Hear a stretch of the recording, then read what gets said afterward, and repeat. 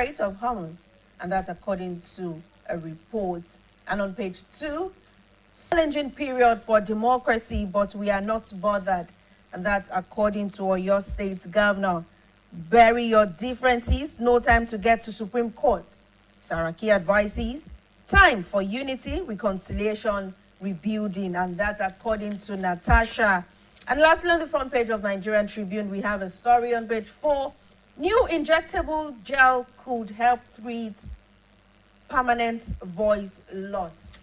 And that's according to a report. And that's all we have on the front page of the Nigerian Tribune. Taking some inside stories. Motorist commuters still in fix as PMS pump price increases nationwide. And that's on page 2. And on page 3, Quad 6 deeper military collaboration with South African Army. FCCPC critical to safeguarding Nigeria's business environment, and that's according to the Chief Justice of Nigeria, Tunji Bello, canvasses awareness of competition laws. That story is on page 4. Court sentences nurse to death over failed cesarean section in Ekiti State. U.S. warns citizens in Nigeria of possible terrorist threats. Air Force offers drones to support INEC for 2027 election monitoring. That's on page 5. And still on the same page, Wike's ally, Senator Ipalibo, dumps PDP, joins APC. Tinubu writes Senate, seeks confirmation of Oyedele as minister, Abe for NUPRC authors. Alleged terrorism, court adjourns Malami, son's trial till April 15. Be loyal to Oyo State, not individuals. Makinde charges 17 new permanent secretaries. All stories are on page 5. Federal government collaborates with IITA on training of 6 million Nigerian youth. Edo Assembly denies Obaseki's witch hunt in probe into our Radisson Blue Hotel. Customs intercept 13 containers containing 6.381 billion naira expired goods at Apapa Port. Owode market killings. Court sends 4 police officers to Kirikiri, pending DPP advice. All stories are on page 8. And on page 17, we have what next for second-term governors? That's a question on page 17. Talking of entrepreneurship, when an experience is designed around what people genuinely enjoy, it's easier to connect, adopt as part of their lifestyle.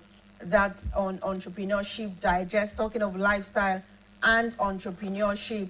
Moving on to page 28, reps reject illegal firm floated by NBET over 4 trillion naira power sector debt. ASU Unilag begins strike over unpaid salaries. Oyo government holds local government election in December 2026. And taking some sports stories, President FA Cup, clubs to pay 1 million naira for failure to honor matches. FA Cup, City to face Liverpool in last 8. Ogbomoso football community raised concern over declined performance of Crown FC. Pochettino on real coach shortlist, and that's according to a report. 5 Iranian women's football team granted asylum in Australia. Onuachu nets brace in Trabzonspor win. We have here Tinubu NFF, NSC mourn Onigbide, and that's all we have on sports stories. And of course, reviewing the Nigerian Tribune this morning. Over to you, Victor. Well, of course, before we kick start with the Vanguard newspaper right here, let's go pay some bills. I'll be right back to delve into the paper fully. Milo 3-in-1 Milky and Creamy is truly milky and contains calcium. So, no need to add milk for that rich, creamy cup, which helps to nourish your kids.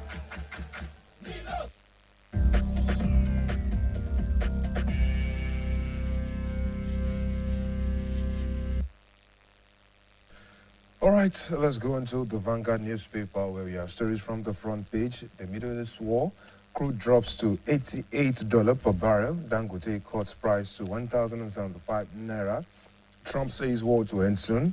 Iran vows continuation of missile attacks. Depot owners, oil marketers remain adamant. Expect depots, filling stations adjustment later. That's coming from expert and the Petron.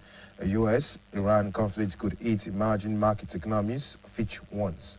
On page 8, FG monitoring developments. That's coming from Edun. Well, the stories about the Middle East war and all is on page 5 of the Vanguard newspaper today. Also on that paper, you see insecurity, protests rock Ondo, Oyo, as youth block highway with corpses. And of course, flipping on to what we have on page 6, CBN sets new anti-money laundering standards for banks. On page 7, why some groups are after me, ex-IGP Egbetokun. On page 8, the appeal court verdict depends PDP crisis as rival camps sets separate BOT meetings. On page 25, there's a huge claim right there by Gumi, says government knows terrorist identities and locations. All right, let's flip on to what we have on the inside pages of the Vanguard newspaper for this morning, starting with page 6, where we have this one. Federal government begins evacuation of willing Nigerians in Iran via Armenia border. Banana Island School denies viral elevator incident claim. Court stops firm from reselling Ikoyi property over 295.5 million naira dispute. A court remands 4 police officers over alleged killing of Wode spare parts traders. Efron residents petition NERC over exorbitant BEDC bills and poor supply. Okay, Afrobeat singer Tiwa Savage launches Music Foundation to empower 100 African talents. On to page 8, where Akpabio is telling Nigerians to hold lawmakers accountable. Tinubu seeks Senate's confirmation of Oyedele as finance minister and Abe as NUPRC chairman. On page 9, alleged terror financing, federal government's change of prosecutor stalls Malami's trial. Experts decry Israel's destabilizing role, says it weakens Africa's sovereignty. Federal government suspend $300 helicopter landing fee for 2 months. And yes, on that same page, Tinubu is saying we have survived. Governors no longer borrow for salaries. On page 10, Unilag lecturers begin indefinite strike over amputated January and February salaries. And money might hold the side 2027 presidential polls that's coming from Afenifere. Also on page 11, there is this one, reckless driving on steroids, spike in drug-influenced road carnage in Lagos raises concerns. On page 12, group condemns rejection of 4 commissioner nominees by Rivers Assembly. Police seal ADC's meeting venue in Cross River. And Akpabio, Olu of Warri, orders A. Tinubu's choice of UN envoy. On tech, that's on page 14, our policy orders threaten Nigeria's digital economy. Okay, moving on to what we have. There's editorials talking about how President Tinubu should bring down the pump price of petrol. And, so many on there. Okay, we'll flip to the business page on page 19. Nigeria's trade surplus slumps 121% to 1.7 trillion naira in Q4 of 2025. And federal government flags $500 million World Bank funded spin projects to boost food production. Now to page 21, sit at home. Soludo monitors schools attendance in its community. Anambra retrenched staff accuses AIRS of misconduct. Ebonyi monarchs killing. Police arrest more suspects. APC publicity secretary still in police custody. And there is more stories. IPOP lawyer demands release of Igbo youth held at Wawa Barracks. And okay, there are pictures right here. Ozoro. But then on page 24, there is this one. My husband's dead wife's ghost haunts me. Wow. On page 25, yes, there's a story which is trending. Government knows terrorist identities and locations. That's coming from Sheikh Gumi. And of course, There's this one, Awiyaya residents grown under 6 months blackout. Why I left PDPs and for a governor. And Ramadan Lent Better Edu hosts 1,500 persons with disabilities. Okay, there is something here on page 26 about Naira Watch, where Naira depreciates to 1,420 Naira in parallel markets. Well, we have this one. Reps order FAN to recover 18.9 billion Naira debt from foreign airlines. And on page 29, there is Delta Subeb distributes 6,000 learning materials to public schools. Saliu swears in local government scribe. Supervisors present vehicles to councillors. And there's a campaign that targets 1,000 mentorship hours for Nigerian students. Now to page 30, where we'll see mourning the late High Chief Onimbi. NSC, NFF mourn Chief Onimbi. Well, we have this one. Okocha ranked ahead of France World Cup winner. Emmanuel signs new deal at Chelsea. Real Madrid not inferior to Manchester City. That's coming from Abelua for the Champions League. The CAF Champions League winner to pocket 8.3 billion naira. Confederation Cup 5.58 billion naira. And Okwebolo redeems 30 million naira pledge. Hosts Niger Delta Games champions as Akwa Ibom emerge South tennis champions. And of course, we wrap up with the stories at the back page where Osimhen Souls as Galatasaray beat Liverpool. FIFA CAF snub Nigeria's 2026 World Cup referees lineup is released. There's a list of today's matches in the Champions League and results from yesterday. I'll go on this break, and then, of course, afterwards is the weather report. Breaking news. The home is under attack, but not for long, because Hypo is here. Dirty floors and surfaces. Not on our watch. Jetty and stains no be do shakara. We got the remedy, original palasa. Hypo, go hypo. Germs always find a way back. No green. Protect every day with Hypo. Hypo, go hypo.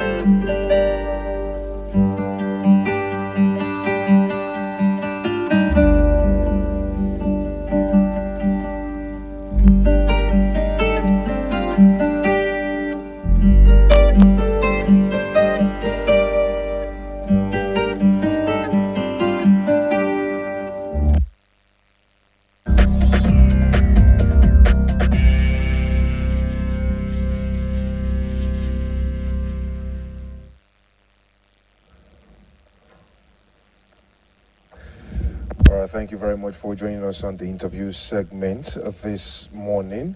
We have a very interesting topic right here with us, and of course, it is none other than the NNPCL 210 trillion naira corruption investigation. Well, we know that some days back there was plenty of stories emanating, across different media outlets regarding the NNPCL and some of the things that we saw right there. And we are going to be addressing that, throwing some more light on what we saw, and of course analyze the situation and what should be with our guest this morning. Our first guest this morning is a public affairs analyst in the person of Professor Babatunde Adegoke. You're welcome this morning, sir.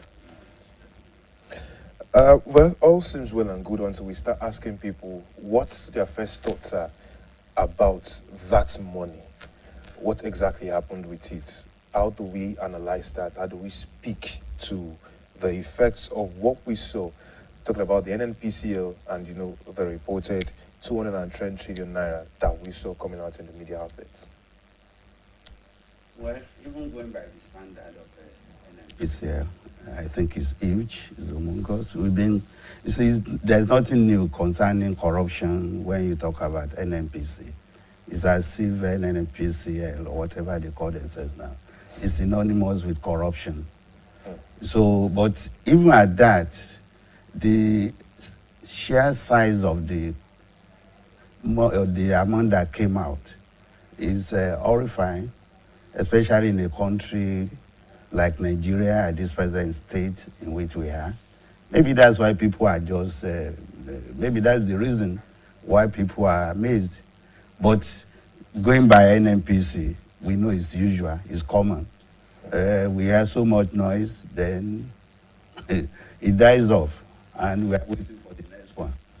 But this seems to be a huge amount. It's even more than the budget of Nigeria. That's exactly what I'm saying. 210 trillion naira. How exactly did, NNPC, was it an oversight?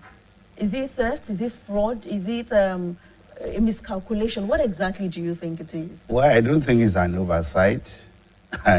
Neither could it have been a miscalculation. I think, because when you look at some of the things that came out, even at that session at the Senate, something else came out. The money spent for just to change the name from NNPC to NNPCL. I don't know how you could have spent so much money just to change a name. So that suggests that even the 210 billion, again, trillion, even the 210 trillion is also not a mistake. The issue here is that, do we have the necessary oversight? Because without the oversight by the National Assembly, nobody will have known this. So that means over the years, maybe this has been missing. That's why we have not been catching them. But then they have said, it's not like the money is reported to have been stolen yet. It's just that the accounting, the auditing of it. And we know that there's some individuals who have been summoned by the Senate, likes of Mele Kyari, Umar Ajia, Abalawunti, amongst others have been summoned. But I don't know. It looks somehow when let's look at some of the issues raised. There's a possible subsidy duplication in there, aside the rebranding of the name from. I mean, why exactly would make it cost that much? Because this is the same country we live in, and we know how much people spend to do some of these things. So how is it costing differently for the NNPCL? So that's why I've been issued. I said it couldn't have been a mistake. It's a deliberate thing, because they have been getting away with things like that. So but it's just that this time around, somebody with an eagle eye picked something. Otherwise, we would not know, and it would have just passed like that. So I don't believe there is an error. Yes, the amount we are talking about is huge. And that's why everybody is now, making noise all over the place. But if it has been something smaller, we will not, maybe the noise will have been more quiet, and everybody will have just walked away and just, go and say no more. I'm thinking of several things because of how much these accounts too. Okay. And one of those is this whole thing now. Is this problem a failure of corporate governance within the NNPCL? What can we highlight from this regarding the NNPCL and the connection with the federal government? See, there's a problem, and one of the problems that we have is what even the president, by the executive power that came about just some few weeks back, was trying to take care of. You see, I think NNPC has been given such liberty to do whatever it wants with our collective money. And that's why they've been doing all that. So I think the issue here is, yes, NNPC is a corporate organization, but even every corporate organization has some people that look at what they are doing. Yeah. Do we have that in place? If we have it in place, are they not part of the corruption network? So that even when NNPCL has done something wrong, they just overlook it. All right, we'll go for this quick commercial break. When we return, we'll delve deeper into this discussion. That money.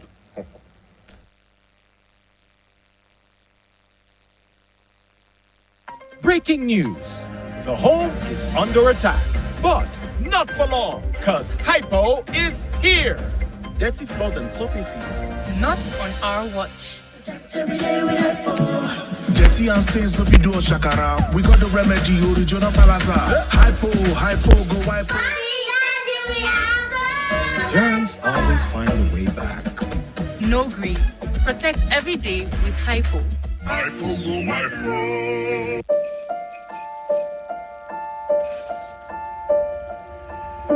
Super Multivitamin Active Teens.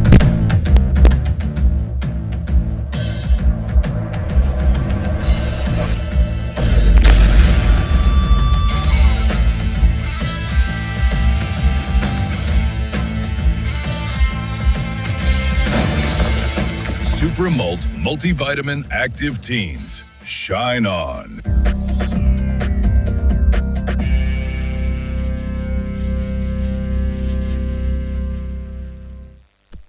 All right, thank you very much for sticking around with us. We're still talking about the NNPCL 210 million naira, 10 trillion naira corruption. The money is quite large. The investigation. Well, for those who did not start with us on the conversation, this controversy actually revolves around alleged financial discrepancies of about 210 trillion naira in the accounts of the Nigerian National Petroleum Company Limited. That change of name is very important. Nigeria Senate Committee on Public Accounts began investigating the company. That's after reviewing audit reports and financial statements from 2017 down to 2023. And the committee said it discovered major inconsistencies totaling about 210 trillion naira in the company's books. Now, according to the probe that the Senate were doing, 103 trillion naira were recorded as accrued expenses, while 107 trillion naira listed as sundry receivables. And the lawmakers say that both figures have lacked proper documentation or breakdowns. Some of the explanations given by the NNPCL include payments related to joint venture cash calls, debts owed by defunct banks and other entities. But the Senate are still insisting the explanations do not sufficiently account for the figures. They have also flagged 3.8 trillion naira a possible subsidy duplication, about 5 billion naira spent on rebranding NNPC to NNPCL, about 5 trillion naira recorded as production costs, even though we know that the NNPCL itself does not produce crude directly. Maybe we should break it down, like Fumbi, you mentioned maybe we should break it down and look at change of company name, what it costs as a corporate entity, amongst other things. What exactly, because the Senate have said, look, these things is like they do not hold water, the explanations you have given to these things. Maybe there's an area, maybe we should just give them benefit of the doubt and scrutinize what exactly it entails to re-register a company name or rebrand the company's name. Of course, just like if you need to change the name, your own name, what does it entail? The first thing is that there will be an application. that I want to do this. I want to move from this name to this name. Of course, there'll be some statutory amount that you have to pay. But I will never believe that that statutory amount will be in the neighborhood of $1 billion, not even of $1 million naira. Now we are talking of billion being spent to change the name. I think the issue is not the change of the name. The issue is the amount said to have been spent to change the name. I don't know anywhere in the world where anybody will spend 2 billion of their currency, whatever the currency is, to change name. I think that's the issue. And you will also recall that the National Assembly was saying that there was kind of duplication. Because they first said they spent 2.5 billion to do something, then another 2.4 to whatever to do another thing. Meaning it's still the same thing that they are talking about. And it was when the National Assembly added the two that they had this 5-point-something billion, because the two are for the same purpose. So they deliberately duplicated the spending so that the amount will be a bit up. Okay, so some are asking, is it possible for a government agency to actually have such huge amount of money? Talking of the 210 trillion naira, and or it's an exaggerated amount? Well, the investigation is still on. I don't want to believe it's an exaggeration, given what we know about NNPC and NNPCL as it is now. So it couldn't have been an exaggeration. And don't forget that NNPC is the nation's main supply of income. So, and NNPC was given so much laxity that it came out some weeks back that even about 60 to 70% of what the nation generates actually is retained by NNPC. So they have so much money to play with. But even that is not enough. They are still duping the nation, despite the amount of money that they retain for so many reasons. And those things are even allowed by the Petroleum Industry Bill or Act, as it is now. But it is to the disadvantage of the country. Prof, should NNPCL even operate with this level of financial opacity, given that it is Nigeria's national oil company? Now, why do they have the liberty to operate with that kind of opacity? It's the system. And when you give people that kind of system, they exploit it. Yes, it is true they shouldn't operate with that kind of opacity. Up to today, even how many knows how many barrels of crude oil is produced in Nigeria? They have been talking about it. No metering, nothing. So it's just what they declare that we believe. So that's where it starts from. And we have been over that for years and nothing has changed. So that's part of the opacity. So if you don't know how much crude is being sold, how can you know how much to expect from the sale? Now, for a country, we've been talking about funds, borrowing a lot, both local and internationally. We have so much debt attached to the name Nigeria. And here we are, for a government agency, talking of 210 trillion naira discrepancies. Don't you think mismanagement is attached so much to most of our agencies and, of course, Nigeria? Well, I think that's a fact that cannot be controverted. All of us know. And I kept saying it. I've been saying it since the beginning of this program, that it's just that the amount is what is surprising. That we have fraud or corruption in NNPC is no longer a surprise to anybody in Nigeria, because we have been having this over and over and over again. Yes, there's mismanagement, and that mismanagement is not peculiar to NNPC.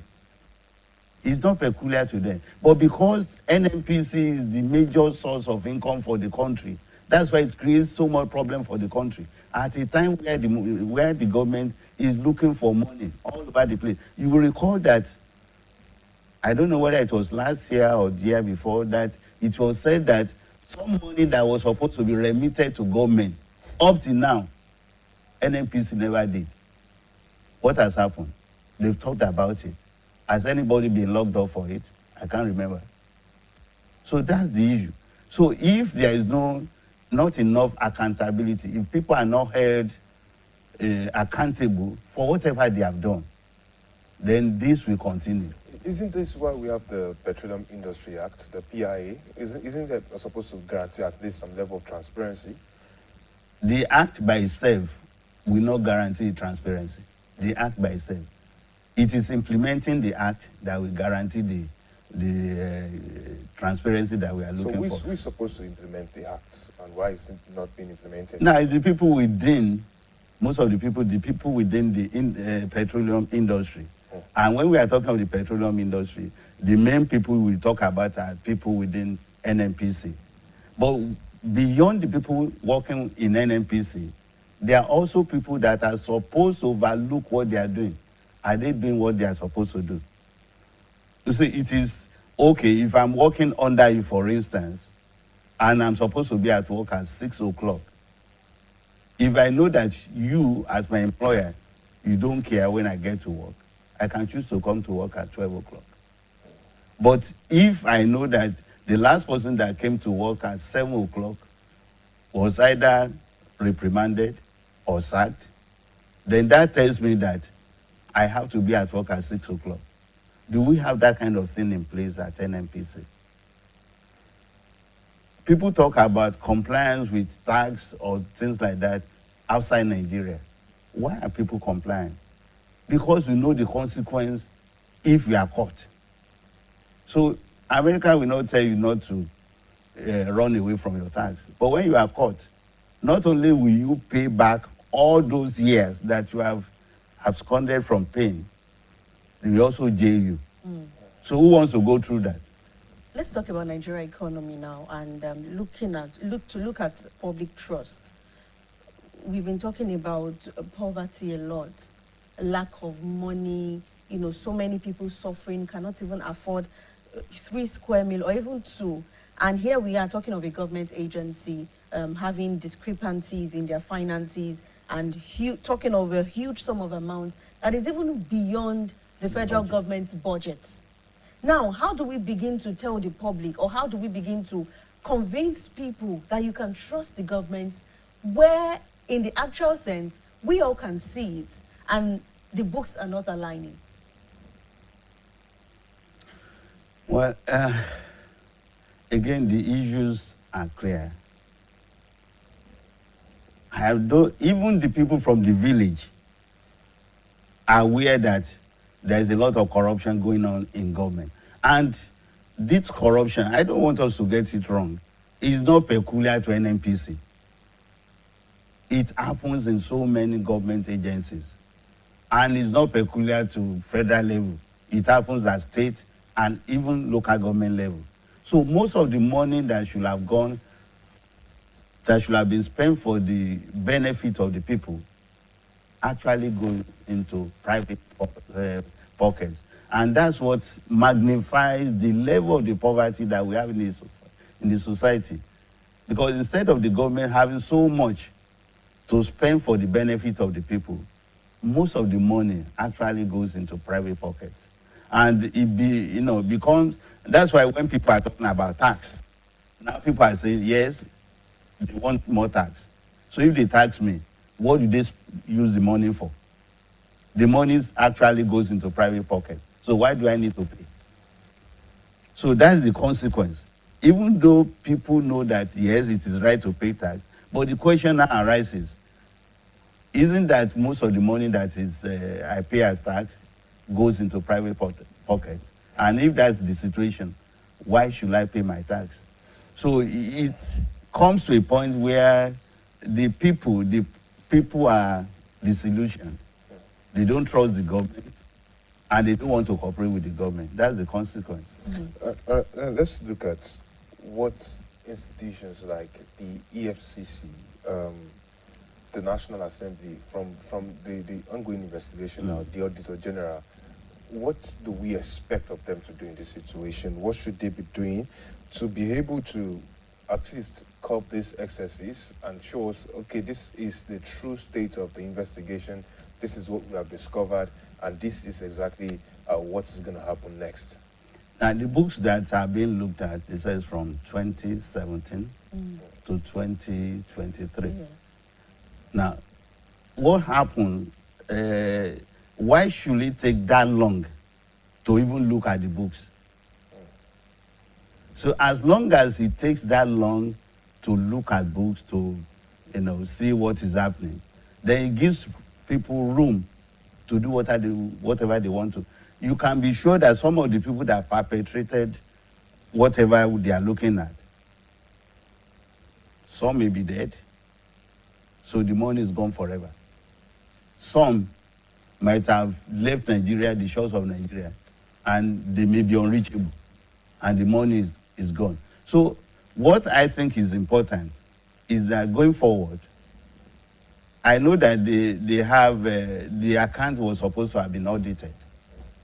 But when they are auditing the account, what do they look at? They look at the papers that are presented. So if they don't present those papers, what is the auditor supposed to have done? So I think we need a situation where more than one agency will look at the books of NNPC. So at that point in time, then they can just compare their notes and they'll be able to see, oh, this is where we are. This is where we should be. You mentioned EFCC. EFCC cannot come in unless somebody has said, oh, there's a problem here. Come and look at it into more detail. Now, when the National Assembly finishes, I expect that they will now call in EFCC to further probe into what is going on. All right, Prof. I want us to look at the past administration now, that late President Muhammadu Buhari, because it was obviously that was where all these discrepancies were discovered. But before we look into that, we have a commercial break, and when we return, we'll delve into that. Please stay with us. Everyone, no put your ideas, make we talk. Time don't reach to rearrange this house to give una small wisdom. Shots might be fresh now, but you know own, I beg no be so. Before una go talk, say our smile no reach. Make una think I'm twice so. Ever heard of Colgate? The #1 oil care brand in the world. Colgate Maximum Cavity Protection unlocks 24 hours cavity defense. The formula boost with calcium for lifelong smiles. Mom, it's a bounce brush. No more cover mouth.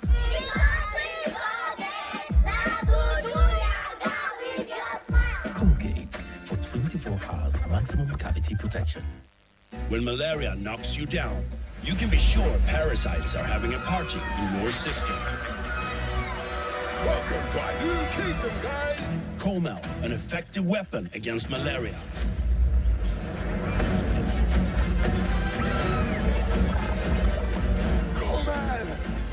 Attacking the parasite army directly to give you express relief and get you back on your feet effectively. Comel on. Malaria gone.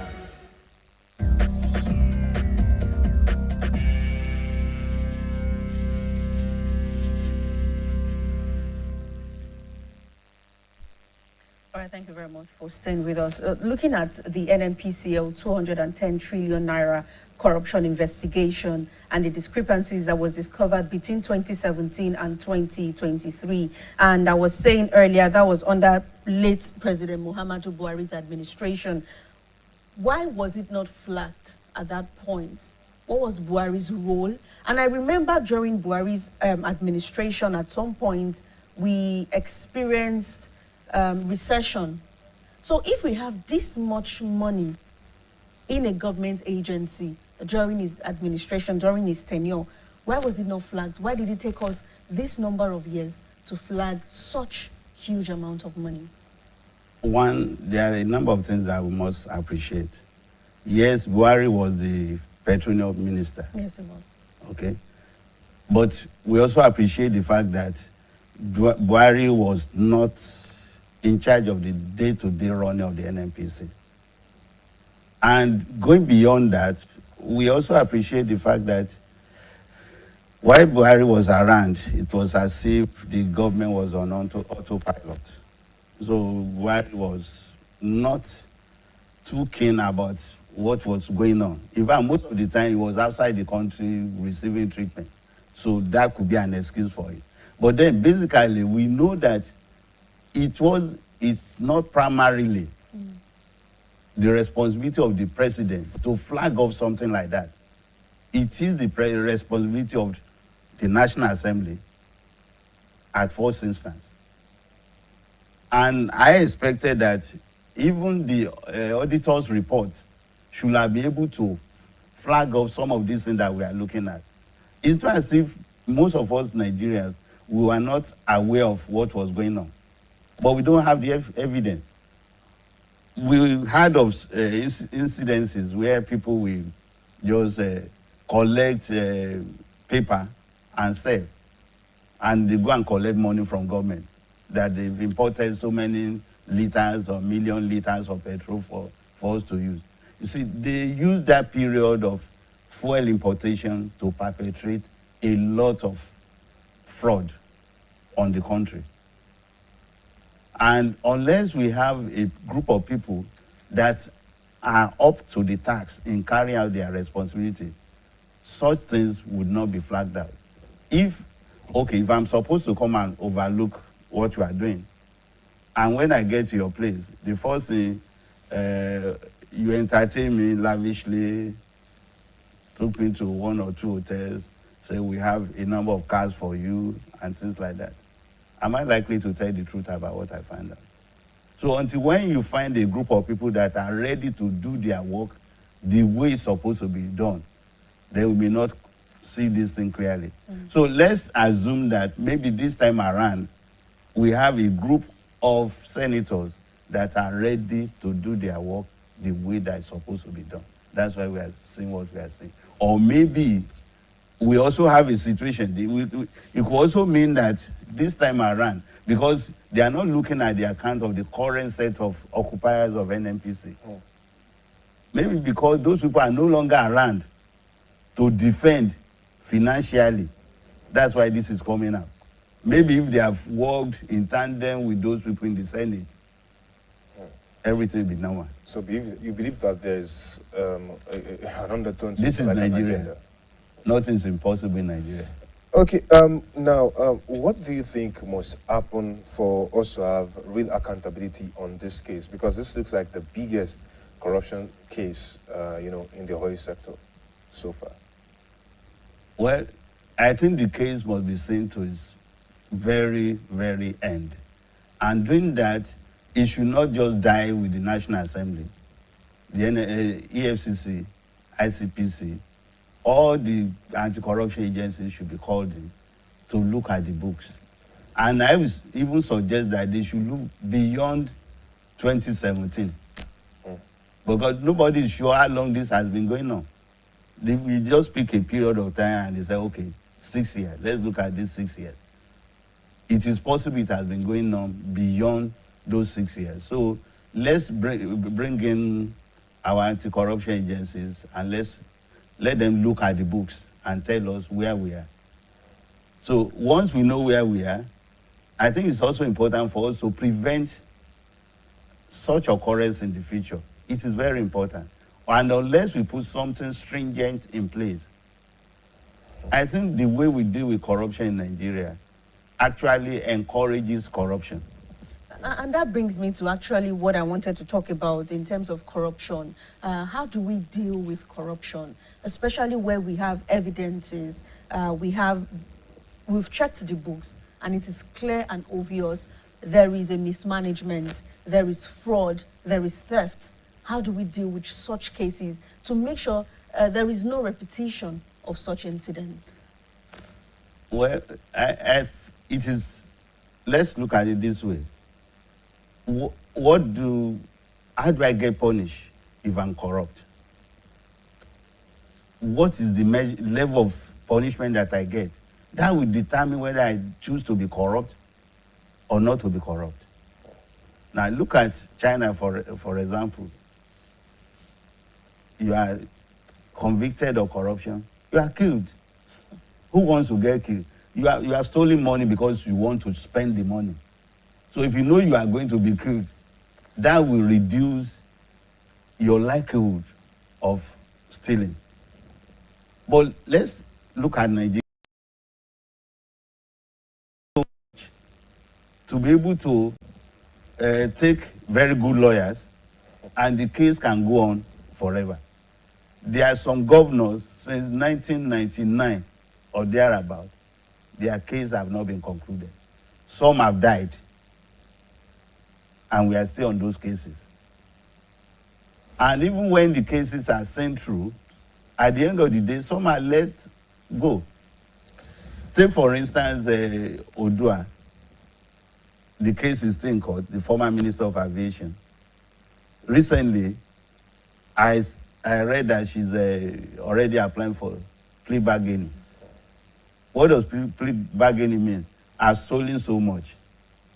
Let me give you this much, so that I can go and enjoy the rest. Is that the way to deal with corruption? When you find somebody who has stolen a car battery, you just say, okay, you have returned the car battery. Go home. Go and sin no more. They get punished.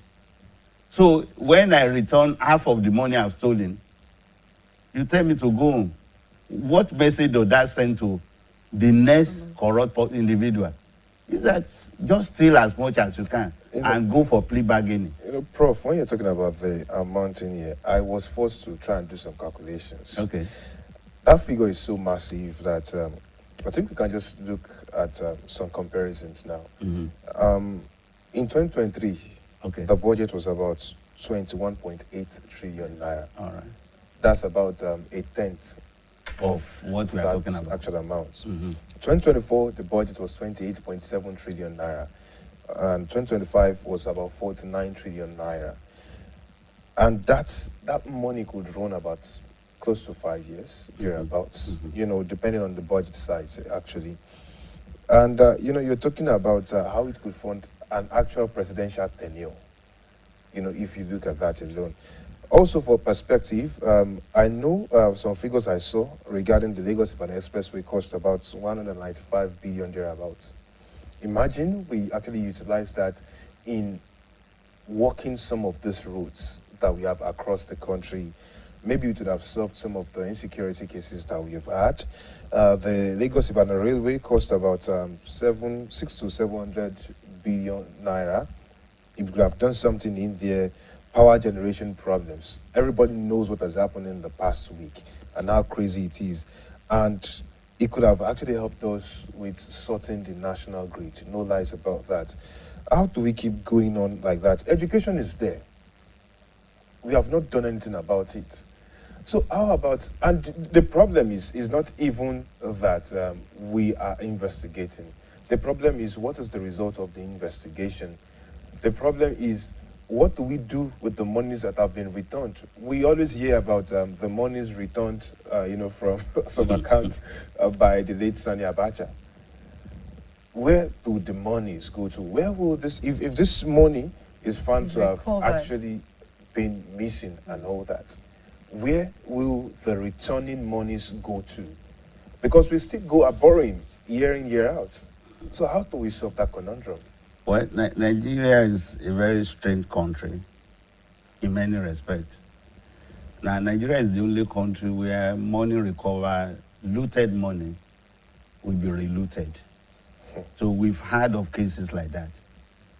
And at the end of the day, everybody will just shrug their shoulders and that be it. Now, I think Nigeria has achieved some level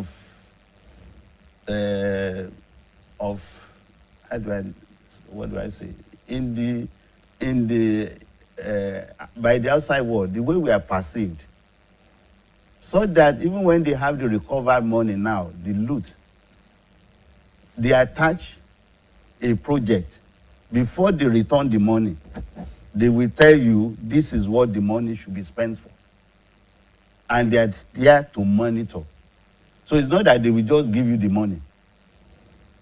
Just to prevent the money being relooted. So I think that's how they are taking care of that kind of thing now. Because they have seen that Nigerians and the Nigerian government cannot be trusted. That even when you say you have recovered so much of the money that they should use for the benefit of the people, it will still go into some other people's pocket. So I think that way, at least, we are getting along. They have been able to help us in that regard. But talking about the amount of money that we have here, we all know that this money is so huge. It's many years, our budget for many years. And you also know that even the budget we are talking about, we still borrow to execute that budget. And we are talking of money that is there that we don't need to borrow. And we cannot account for such money. So it's a big problem. But I think the moment we decide to deal with corruption, the way corruption is dealt with outside Nigeria, then we begin to get it right. Until when we do that, we just be talking about this and nothing may happen. This sector is the major provider of our funds in the country. And should we start talking about making the books open, talking of the accounting books, so everyone can have access? And then when we have questions, when there are the clarifications are needed, and Nigerians can raise concerns, talking of public trust. Well, this has been, people have suggested it all the time. Okay, Prof, before you answer that question, we have a commercial break and we'll be right back. When malaria knocks you down, you can be sure parasites are having a party in your system. Welcome to our new kingdom, guys. Comel, an effective weapon against malaria.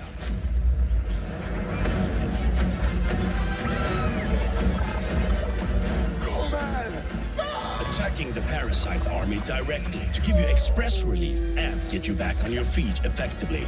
Comel on malaria gone.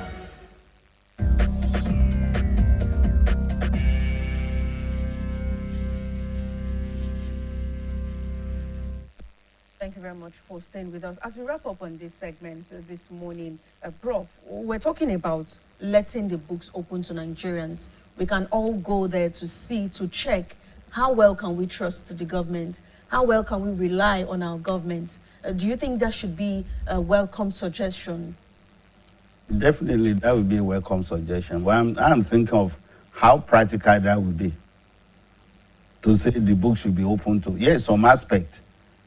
For instance, there is no reason why we should not know as Nigerians how much petrol, how much crude oil we are producing daily, how much we are exporting, how much we are making out of what we are producing. So there's no reason why we should not, so that we can go along with those people in government to do the calculation. Now, it is even possible that some of us outside government may be the ones that will flag off some of these things that we are talking about. And that way, we won't have to wait 6 years to identify problems in our accounting system. Talking of identifying problems in the accounting system for 6 years, of course, they've been summoned. Both the past and the current administration have been summoned. But what should we be expecting from the ongoing investigation? Well, I'm hoping that this will not go the way of the previous investigation. Now, if at the end of the day, something is found to be wrong, I hope there won't be any plea bargaining. I hope they will recover all the money from those people that have stolen the money or that have misappropriated the money. Then that some people will eventually get punished. That they really get punished. You see, how we manage corruption encourages corruption. For instance, if you look at when people carry drugs, how much imprisonment do they get? In fact, some of them, they are fined, and right there, somebody will just pay, and they will go home. So that's part of the problem of our legal system. We have to review, and some of these things have to be seriously punished. If corruption cannot attract life imprisonment, I don't see any reason why anybody with proven case of corruption should go home with anything less than 20 to 25 years. At least that will serve as deterrent. Because if I know that if I'm caught, I'll be put away for, after taking all my property, so that my children cannot enjoy it, I will still be put away for 25 years. Then I will think twice before putting my hand into the things. All right, thank you very much, Professor Babatunde Adegoke, a public affairs analyst who's been talking and analyzing the NNPCL 210 trillion corruption investigation. Thank you so much, Prof. You're welcome. Thank you for speaking to the topic. We'll be right back after this break with our second guest. Please stay with us.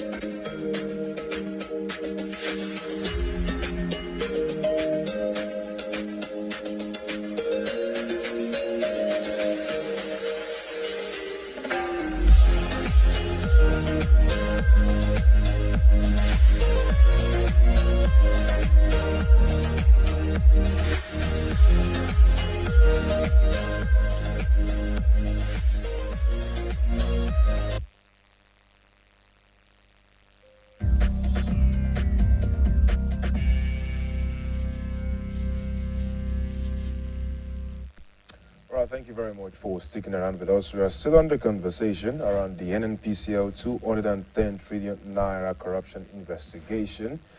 And we have a second guest in the house to discuss with us, as we know that Nigeria's oil sector is under very immense and intense scrutiny following the ongoing Senate investigation into that alleged 210 trillion naira discrepancies in the accounts of the Nigerian National Petroleum Company Limited. And our second guest today is Dr. Oyebade Oyedepo, who is a finance expert as well as a public affairs analyst. You're welcome this morning. Thank you very much. Well, we know that lawmakers have said that the irregularities were discovered in financial statements covering 2017 down to 2023. And we also know a lot of things, and we're examining the implications of this investigation, what it means for accountability in Nigeria's petroleum sector. But I want us to look at this from a different angle. With the first case I was mentioning not too long ago, it could have done something with the budgets, the entire federal budgets from 2023 down to 2025 and some more years. It could have catered to roads, construction, could have catered to education, could have catered to healthcare. It could have helped with infrastructure nationwide. We know all of that. We're just looking at our power generation in there. And also, it could have actually serviced our foreign debts. Talking about our external debts, depending on the year and all that, we are talking about roughly about 40 to 45 billion dollars, and $210 trillion is about 130 to 150 billion, which means that we could have actually serviced our debts. What exactly is going on from your own view? Well, I also received the news the way you received it, and I received it with mixed feelings. Mixed feelings in the sense that, I'm not surprised. We have been having issues of, corruption in the system for quite some time, even since independence. It's only that we are only having it at a larger scale now. The other mixed feeling is that I'm surprised that Nigeria can still find itself where we are, where people can be cutting, several billions of naira, away in form of corruption. And that's why I said I receive it with mixed feelings. And in your intro, you mentioned, certain things that could have been, fixed if the money had not been, embezzled. You forgot to mention that it will have prevented a lot of deaths. Because our hospitals are ill-equipped, and a lot of people die in the process of shoddy medical system we have in the country. Our roads are bad. Some of the deaths on the road are due to bad roads. So we could have prevented it. So we have insecurity in the country, leading to death, maiming. If we have adequate resources, it could have prevented that. So we shouldn't focus only on physical loss, but there are other losses that are more than that. Now coming to your question, we are talking about 210 trillion here. It is more than 7 years budget of Nigeria, because the last budget of Nigeria for 2026 was about 58 trillion. The previous years were lower. So if you aggregate it together for about 6-7 years, it may not have even reached 210 trillion naira. So it's massive. I begin to wonder, what we have been doing all along. Way back 2016, it was flagged that they were having irregularities, in NAPC. And, it was also flagged recently. But what did we do? We just aired it, and over time, it died down. We used to have it in the country. So they didn't go into it the way they ought to have gone into it. If you feel that we're having irregularities, the first thing you should know, or you should probe to know, is that were the accounts of that, NNPC audited by external auditors? Were the account audited by the internal auditors? Because those are two basic documents that could give you information, leeway, as to what is happening over there. When external auditors audit accounts, they prepare accounts, and they also prepare what they call management letter or domestic report, depending on the way they want to, refer to it. Which will highlight, discrepancies, inefficiencies in the system. So you can actually see some of these things from the management letter. So, and if you now want to, take it further, it can be in form of probe by the National Assembly, and it can also be referred to anti-graft agencies. So what was done then? Then I've mentioned that of external auditors. What of internal auditors?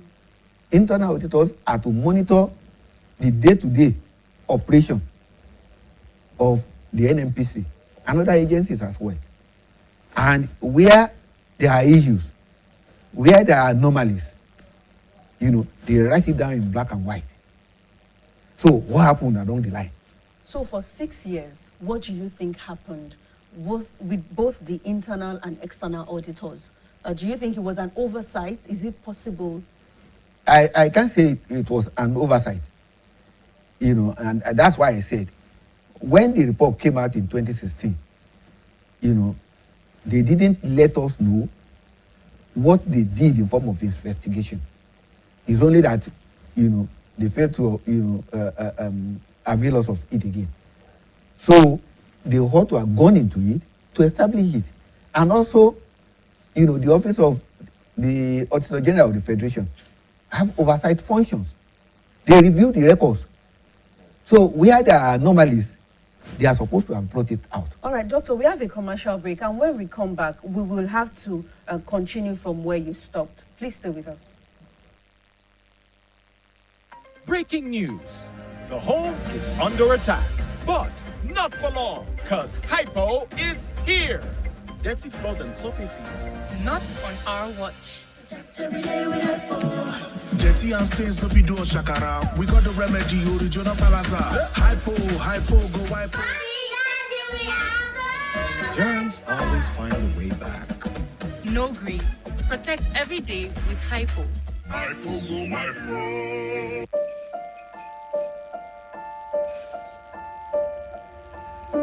Super Malt Multivitamin Active Teens.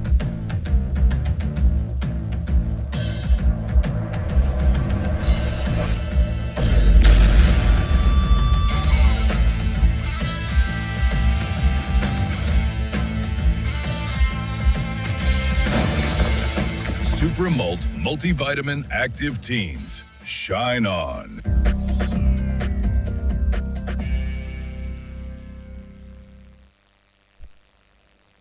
All right, thank you very much for staying with us. Doctor, we were talking about the internal and external auditors and how the management also never raised flag for anti-graft agencies to take charge. But I also understand in accounting we have profit and loss accounts. We call it P&L.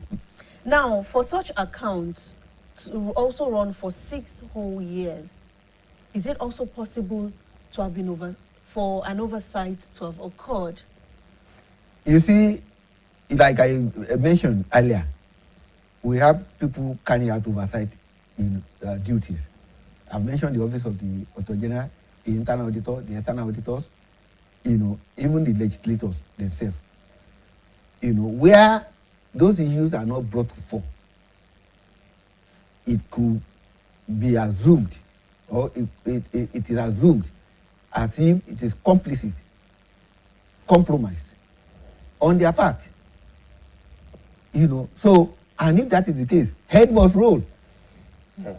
Because anti-graft agencies will not on their own volition go to the records, of any ministry, department, or agency, except there is one, a tip-off, except there is a report within suggesting that, certain anomalies are taking place, or there is a petition to that regard. But then where's the implementation of the Petroleum Industry Act been in all of this, regarding implementation? The Petroleum Industry Act, was passed into law in 2021. It was not there before. Yeah. And that's the reason why government, in their wisdom, have floated a limited liability company called Nigeria National Petroleum, Company Limited, making 2 ministries, shareholders of that company. And one is to prevent wastages, is to prevent inefficiencies, is to prevent direct involvement of government in the governance. But what we are seeing currently, is that not happening? Because some people have not been brought to book in the past. it will continue to happen unabated. I've heard I've seen people call for privatization of NNPCL. Do you think that can work? What we have seen now is synonymous to it, in the sense that we now have a registered limited liability company, where government is not supposed to be involved in day-to-day running of that. But isn't that part of why we are here, where we are presently? Because, I mean, we have given them that much financial opacity to operate right there, given that it's Nigeria's national petroleum company. Yes, given the Nigeria National Petroleum Company Limited, you see, some of the shortcomings have even been reduced, because in the past, government gives them humongous amount of money to run, despite the fact that they have enormous resources, even in the corporation, to run. They want to carry out turnaround maintenance. Government gives them money.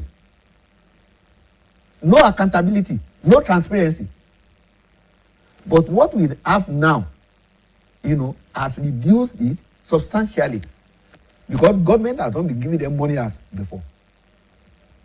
So with what we now have, petroleum, industry act, it has reduced some of the inefficiencies drastically. Has it reduced, or they have found a way to cover up? Because now what we are seeing presently is very huge, it's very massive. We know how humongous this amount of money is. We know what to cater to. You see, the one they are talking about is an aggregate of what has been happening in the past, over the years. So it's not from 2021 to the present moment. But let me tell you something. As a finance expert, as someone that has been a board member of an anti-graft agency, Oyaka, there's what we have in the law. A statute of limitation.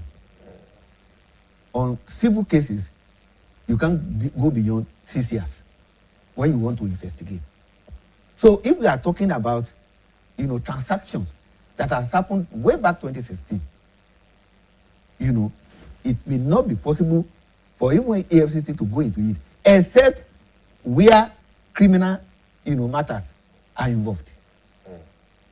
And that's why when you discover anomalies, when you discover compromise, what should be done is that investigation should be timely. But based on your own personal analysis, your personal evaluation as a finance expert, do you really think, and also with the way the investigation is unfolding, do you think it's a misappropriation of fund? Is it theft? Is it fraud? Or there's been a miscalculation somewhere, like an oversight? Let me tell you the way they have described it. They have classified some as, a theft. They have classified some as misappropriation. They have classified some as transactions that were not properly documented. They have classified some as money taken out illegally, now laundered back into the economy. So they have given a lot of, classification to it. But except proper investigation is done to establish it, nobody can say it affirmatively. And that's why investigation has to be done as speedily as possible. Even if it is even if it is statute bar, something can still be done along that line. The one that are not statute bar should be investigated as quickly as possible, in such a way that we can nip it in the bud. If we continue like this, Nigeria cannot progress as a nation. We are talking about several trillions here. And that amount will continue, to be there. Because we are talking about income coming from, petroleum, products. So the money will continue to be there, and it will continue to be preferred, if care is not taken, if we don't nip it anymore. Doctor, now, you mentioned earlier on that you've worked on the board of an anti-graft agency like Oyaka. What role does such an agency play in resolving matters like this to ensure that money does not keep being pilfered? You see, the anti-graft agency has enormous role to play. And outside the instance of the Oyo State Anti-Graft Agency, it has helped to stabilize the system in Oyo State. The system is not as usual. You can't just dip your hand into the pocket of Oyo State and squander money. No, that's not possible. You can't be giving contract and abandon it after collecting, each sum of money. You can't have supply, not executed by contractors or suppliers. You can't have people compromising. You can't have, people, not carrying out their day-to-day activities as against what you have in the past. So it has helped to stabilize the system. So kudos to, the governor of Oyo State for that initiative, brilliant initiative, and kudos to, the board led by Honorable Justice Enyeson as well. So, anti-graft agency has a lot to stabilize the system and to educate the populace on the ills of corruption. Because people need to be, sensitized, particularly the youth. What the youth are seeing now is that the only way to make good money or to make money is to dip your money, your hand in the coffers of government or the organization where you work, for your own personal advantage. That's what they have grown to see. That's what they have grown to know. That's what they have grown to hear. And they see that the system, the society appreciates or honors, people with resources than people with good pedigree. So anti-graft agency have roles in correcting those kind of perception, particularly for the youth. When we talk about fight against corruption, yes, we understand the anti-graft agencies are doing so much, to fight corruption in Nigeria. But what exactly are those things we should be seeing as Nigerians to ascertain and to confirm that, yes, we are really fighting corruption? Looking at this new revelation about NNPCL now, who knows what is happening in other government agencies? What should we begin to say? Especially at also a time when Nigerians do not have trust in the government. Demand good, governance and good accountability and transparency in government. Ask them to give account of resources at their disposal. One thing that is missing in Nigeria is that we are laid back. We are not talking. Government will prepare about a budget of 58 trillion and maybe 40% or 50% capital and the remaining recorded, and you won't see the capital executed, and you are not asking questions. So demand good governance and accountability, transparency in government. Ask them to publish the account. Take it off from there. When you see something, say something. When you hear that a road has been awarded and money has been, paid to the contractor, and you can't see anything going, write petition. So don't let us be laid back. These are some of the reasons, why they are taking advantage of us. When people speak up, when people write petitions, do you think in Nigeria today they are accepted, they are treated as urgent as they should be treated? I would speak for Oyaka, Oyo State Anti-Corruption Agency. We treat petition expeditiously. The moment it comes, we treat it. We even treat, anonymous petition. You don't have to put your name. And that's why we can stabilize the system in Oyo State.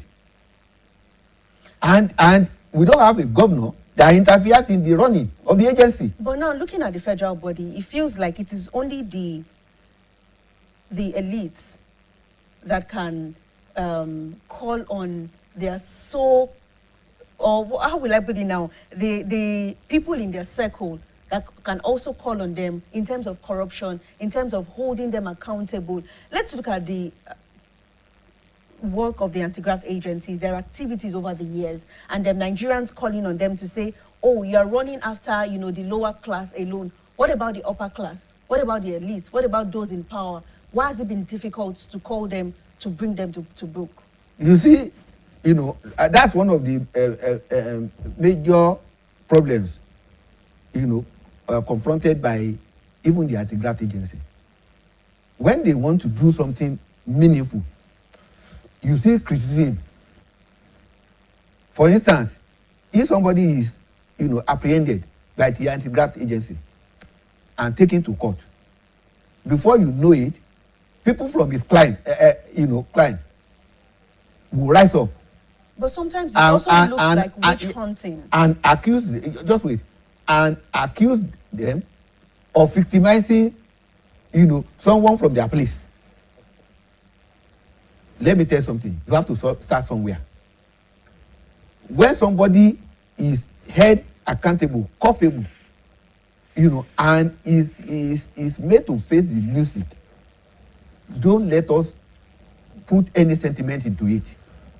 Some people will come one day and also investigate those people that have been exonerated now.